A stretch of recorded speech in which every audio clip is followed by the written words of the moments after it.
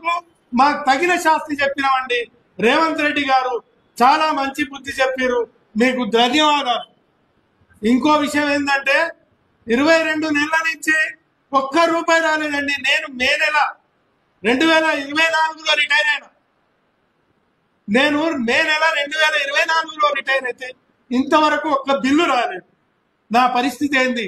ఇక బిల్లుస్ వస్తాయని చెప్పేసి ఈఎంఐలు పెట్టుకొని పిల్లల పెళ్లిలు అవి ఇవి చేస్తే నాకు పెన్షన్ మిగులుతలేదు. అప్పుల బాధతోటి ఇంకా మేము లోపలికి అవుతున్నాం. దీన్ని గమనించి మీరు స్పష్టమైన ప్రకటన చేయండి అయ్యా అని అంటే ఇంతవరకు ఏం చేయరు. ఇంకోటి, కోర్టుకు పోయినామండి.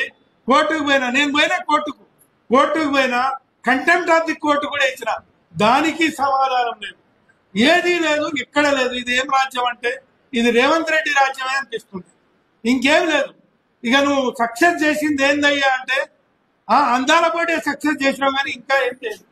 అందాల పోటీలకైతే పైసలు వచ్చినాయి, మరి మా పైసలు పెట్టి నువ్వు అందాల పోటీ నిర్వహిస్తానికి ఉంటారా? మా పైసలు మేము జీపీఎఫ్ లో దాచుకున్న పైసలు, ఇంకా ఇతరత్ర దాంట్లో దాచుకున్న పైసలు నువ్వు అందాల పోటీకి నిర్వహిస్తే మా పరిస్థితి ఏం కావాలి? మా పరిస్థితి ఏం కావాలి? మేమేమో కడుపు కట్టుకొని మేము దాచుకున్నామండి. ఆ పైసలు తీసుకుపోయి నువ్వు వేరే వేరే సంక్షేమ పథకాలాపన మీకు మీ ఏ యాప్ ఇయ్యను.